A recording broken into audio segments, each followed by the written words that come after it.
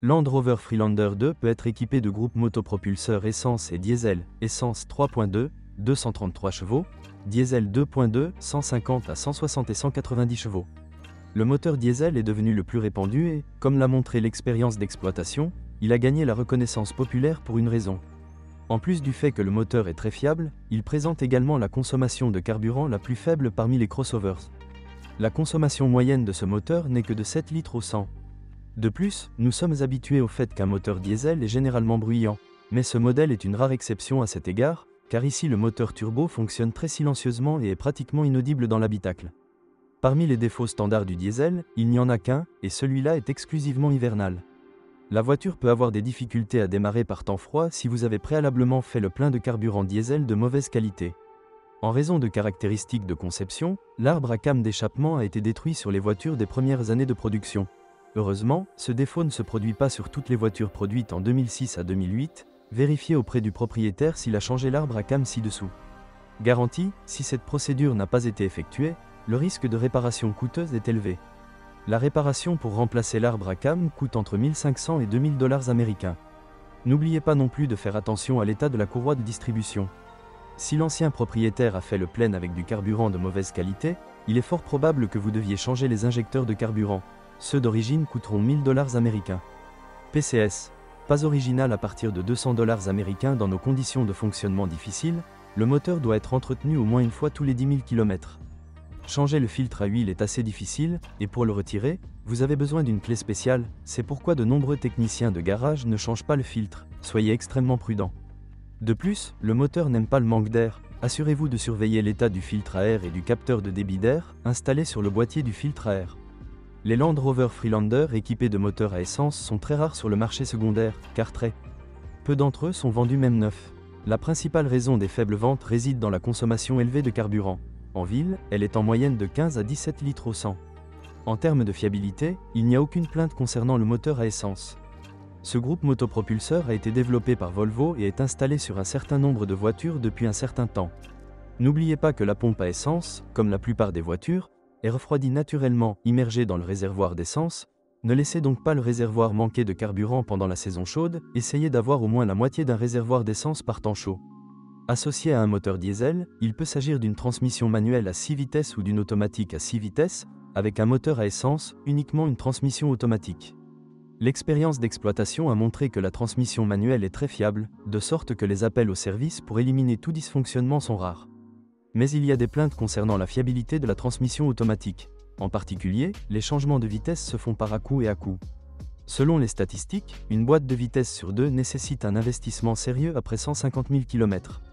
Afin de calmer en quelque sorte l'indignation des propriétaires, une société de service a été lancée en 2008, au terme de laquelle, sur les voitures entretenues dans une station-service d'entreprise, la transmission était changée même sans signe de dysfonctionnement après un kilométrage de plus de 100 000 km.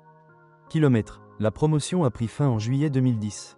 Le système de transmission intégrale Land Rover Freelander est mis en œuvre à l'aide d'un embrayage Haldex. Ce système est très fiable, la seule chose qui pose problème est la centrale électronique d'embrayage. Cela se produit en raison de son emplacement malheureux, au bas de la voiture, par conséquent, toute la saleté et les réactifs s'y déposent. Cette unité est assez chère, 600 à 700 $ américains, et sa durée de vie n'est que de 60 à 80 000 km. Le châssis de la voiture offre un niveau de confort décent et, associé aux systèmes électroniques, fait la fierté de la société Land Rover. L'avant et l'arrière sont équipés d'une suspension de type McPherson avec de puissants bras forgés longitudinaux et transversaux. Les leviers sont montés sur un sous-châssis puissant pour améliorer la rigidité structurelle et éliminer les vibrations indésirables. La suspension avant utilise une barre anti-roulis renforcée, ce qui améliore la tenue de route sur autoroute. Si vous voyez la voiture d'en bas pour la première fois, il peut sembler qu'il ne s'agit pas d'un crossover, mais d'un SUV à part entière, tant tout est soigneusement réalisé. Grâce à la conception renforcée du châssis Land Rover Freelander, il n'y a pas de point faible dans la suspension même en tout-terrain. Les éléments du châssis durent très longtemps. Les bagues et les jambes de force durent au moins 50 000 km, le plus bas.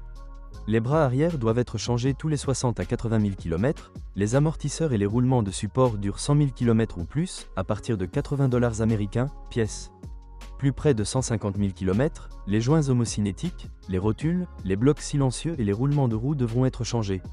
La crémaillère de direction n'est pas un problème, mais si elle commence encore à cogner, elle devra être remplacée sous forme d'ensemble avec des embouts de direction interne, Le coût de remplacement est de 800 à 1000 dollars américains. Après 150 000 km, les roulements de la boîte de vitesse commencent à bourdonner, les réparations coûteront entre 200 et 350 dollars américains. La décoration intérieure, par rapport à ses frères aînés, est modeste, mais les matériaux sont d'assez bonne qualité et conservent longtemps leur aspect d'origine. Sur les voitures d'un kilométrage de 100 000 km ou plus, l'intérieur a presque l'air neuf. La seule chose qui peut trahir le kilométrage, ce sont les flancs fissurés des sièges avant, cela se produit après 150 à 200 000 km. Comme la plupart des crossovers modernes, le Land Rover Freelander dispose d'un grand nombre de systèmes électroniques, réglage des sièges conducteurs et passagers, un système de sélection des modes de transmission intégrale, un frein de stationnement électronique, etc. Mais contrairement aux concurrents, ce modèle n'a pas de problème d'électronique. Les lève-vitres sont équipées d'un système d'apprentissage, et si vous retirez le terminal de la batterie, les réglages sont perdus. Pour reconfigurer le système, vous devez maintenir le bouton enfoncé, baisser la vitre et maintenir le bouton enfoncé pendant 5 à 10 secondes, puis effectuer 3 à 4 appuis longs sur le bouton bas. Ensuite, tout en maintenant le bouton haut, soulevez le verre, une fois le verre levé, maintenez le bouton enfoncé pendant 5 à 10 secondes, puis appuyez longuement 3 à 4 fois sur le bouton haut. Si vous êtes propriétaire de ce modèle de voiture, veuillez décrire les problèmes que vous avez rencontrés lors de l'utilisation de la voiture. Peut-être que votre avis aidera les lecteurs de notre site lors du choix d'une voiture.